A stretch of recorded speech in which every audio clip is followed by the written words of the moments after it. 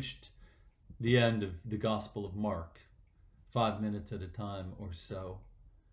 We've taken big chunks and we've taken small chunks. We've looked at a word and we've called upon that word to meditate on. Today, the word that we're going to look at is amazement. Amazement, chapter 16, beginning with the first verse. I'll read a short pericope through verse 8. When the Sabbath was over, Mary Magdalene and Mary the mother of James and Salome bought spices so that they might go and anoint Jesus' body. And very early on the first day of the week, when the sun had risen, they went to the tomb.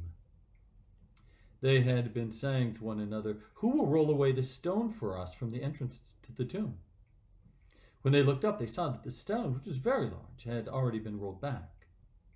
As they entered the tomb, they saw a young man dressed in a white robe, sitting on the right side, and they were alarmed. But he said to them, "Do not be alarmed. You're looking for Jesus of Nazareth, who was crucified. He has been raised. He's not here. Look, there is the place they laid him.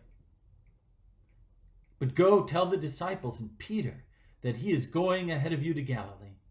There you will see him just as he told you." So they went out and they fled the tomb, for terror and amazement had seized them, and they said nothing to anyone, for they were afraid. Well, you can't hardly blame them, can you? They come, the stone, which is monstrous, which had been smashed there into place, covered with a Roman seal. I mean, make no mistake about it. The Romans and the Jewish leaders were not going to have funny business around this tomb. And yet the stone is rolled away, and they look inside, and there is a man in raiment, white, dressed in a robe, sitting there where Jesus' body would have been. And he said, "He's not here, because he's risen. He's gone ahead of you to Galilee." And they were amazed and they were terrified. They were both. And those are reasonable things. And some say this is the end of the Gospel of Mark.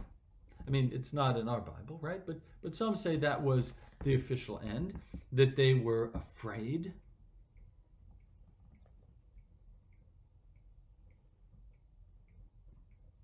And maybe that's true.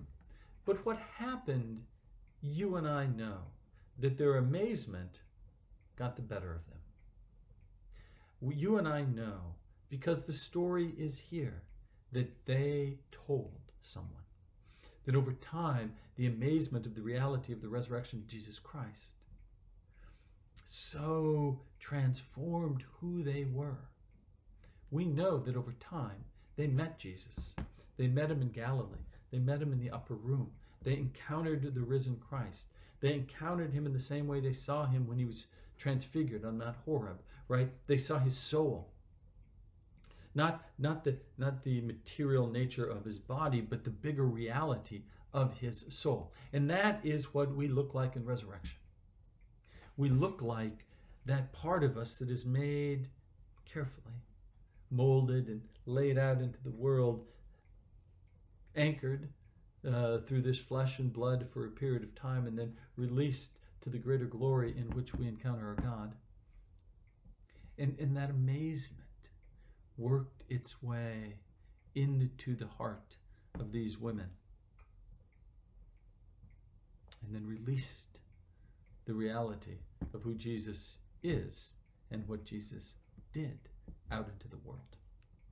And so this is my invitation to you as we come very close to our time, finishing our time reading the Gospel of Mark. My invitation to you is be amazed at what God has done for you.